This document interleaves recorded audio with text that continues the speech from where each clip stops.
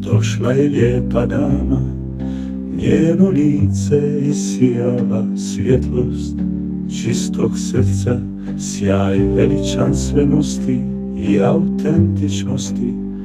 Blistao je u njenom pogledu, bila je plemićkog porijekla, kao da nam je bila bliska rodbina.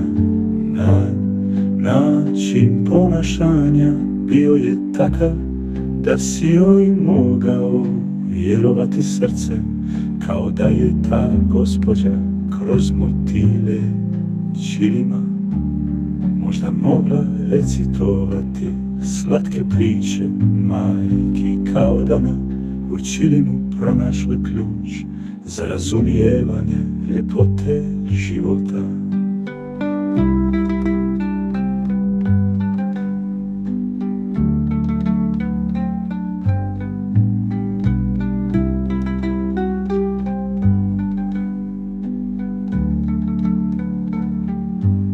Za razumijevanje ljepote života.